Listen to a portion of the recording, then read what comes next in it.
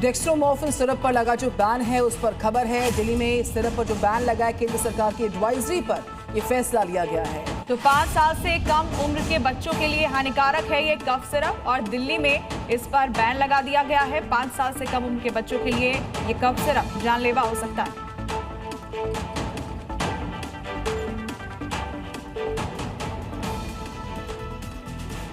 बरेली हिंसा के मास्टरमाइंड तौकीर रजा और उसके करीबियों पर बुलडोजर कार्रवाई की शुरुआत हो गई है। नगर निगम और बरेली विकास प्राधिकरण की टीम सैलानी मार्केट पहुंची और इसके बाद वहां पर अवैध तरीके से बनाई गई 200 दुकानों को गिराना शुरू किया। मतलब बरेली में हिंसा को अंजाम देने वालों की अब खैर नहीं है,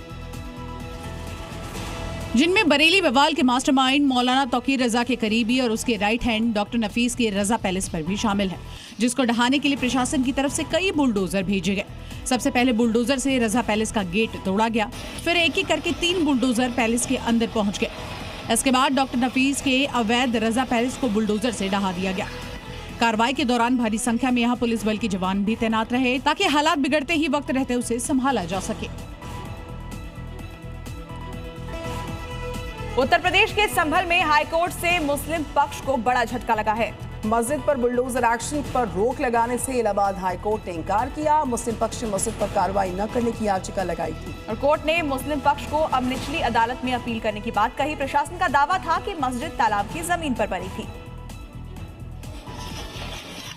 जिस पर कार्रवाई करने के लिए प्रशासन बुलडोजर लेकर पहुंचा था। इस दौरान अवैध तरीके से बने मैरिज हॉल को बुलडोजर से ढा दिया गया। तालाब पर बनी अवैध मस्जिद को हटाने पहुंची प्रशासन की टीम से लोगों ने खुद तोड़ने के लिए 4 दिन की मोहलत मांगी थी। इसके बाद लोगों ने खुद ही मस्जिद की बाहरी दीवारों को तोड़ दिया था। मस्जिद के मुतवल्ली ने हाईकोर्ट की अर्जेंट बेंच में याचिका दाखिल की थी, जिस पर सुनवाई करते हुए हाईकोर्ट ने मस्जिद पर बुलडोजर कार्रवाई पर रोक लगाने से इनकार कर दिया। साथ ही ध्वस्तीकरण आदेश पर स्टे लेने के लिए निचली अदालत में अपील करने की बात कही।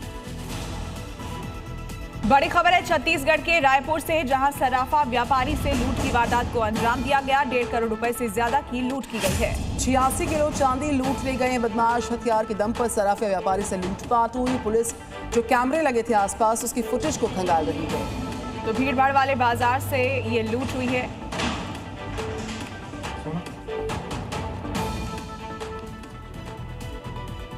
छब्बीस सितंबर को बरेली में जिस तरह से हिंसा फैली थी वो सबने देखी है, लेकिन उपद्रव फैलाने वाले शायद ये भूल गए कि कोई है जो उन पर नजर रखे हुए है और उनकी हर करतूत अदृश्य आंखों से देखी जा रही है।